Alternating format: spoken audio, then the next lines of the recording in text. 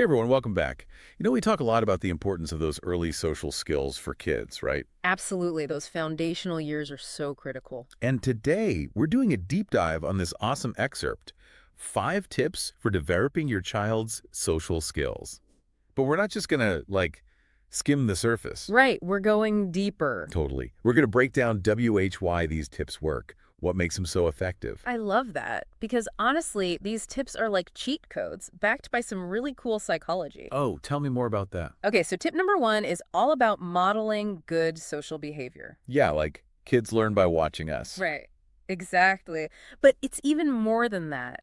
It's rooted in this fascinating thing called social learning theory.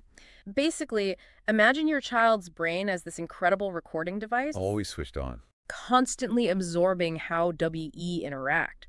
So if they see us navigating conversations with respect, patience, all that good stuff, They pick it up. they're hardwired to mimic it. That's wild. Like they're learning a whole language just by observing us. Precisely. And that's why I think this first tip is so crucial.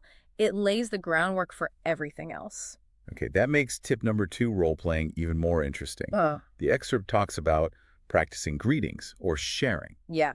Role-playing is it's like building a muscle, but for their brains. Every time your kid practices a social script, Hi, how are you? Can I play too? yes, they're actually strengthening those neural pathways. Wow. So it's not just giving them the words to say. Nope, you're shaping how their brain approaches those interactions. Fascinating. And you know what this reminds me of? It's similar to cognitive behavioral therapy. Oh, wow. How so? Well, in CBT, you're basically rewiring thought patterns, right? This is the same idea, but with social behavior. I'm with you. I'm with you. So you're giving them these tools, these scripts, and that leads us perfectly to tip number 3, Hit me with it. group activities. That's it. Group activities. Got it. Because you've equipped them with those social scripts, right? Right. Now they need the training ground. The real world. Yes, group settings are where they put it all into practice. It's like going from rehearsal to the main stage. Oh, I love that. Yeah. A social boot camp, but in a fun way. In the best way possible. They get to test those scripts out, make mistakes, learn from their peers. It's invaluable. Okay, get ready for tip number 4, because this one really got me teaching empathy. The excerpt talks about prompting kids with, how would you feel if? Oh man, that is such a powerful question because it goes beyond just recognizing emotions, you know? Yeah. It's about unlocking that deeper level of empathy, that ability to truly step into someone else's shoes. And that's so important because empathy isn't just about being nice, right? Right. It's like a fundamental skill for navigating the social world. Absolutely. Anticipating needs, responding appropriately, it all stems from empathy. It's like the key to forming those genuine connections. 100%. Amazing. Okay, last but certainly not least, tip number 5. And this is the big one, focuses on positive reinforcement. Oh, yes. This one is so crucial because we can get so caught up in correcting negative behavior that we forget to really praise the good stuff. To celebrate it. Yeah, exactly. Catch them doing something right and shower them with praise.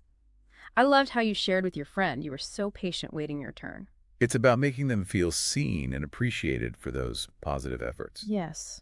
And it creates this feedback loop where they're more likely to repeat those behaviors. Because it feels good. Exactly. Think of it like watering a plant. You nurture the positive and watch it flourish. I love that analogy. Yeah. So we've covered a lot today. We talked about the power of modeling, role-playing, group activities, teaching empathy, and that positive reinforcement. It's incredible stuff. It really is. So I'm curious, what resonated most strongly with you? And what's one tiny step you can take today, right now, to help your little one thrive socially? Ooh, that's a good one. And you know what? While you're thinking about that, here's another thing to ponder.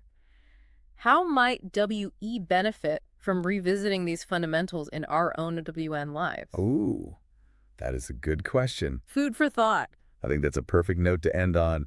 To all of you out there, keep those conversations going, keep exploring these tips, and we'll see you next time for another deep dive. Bye, everyone.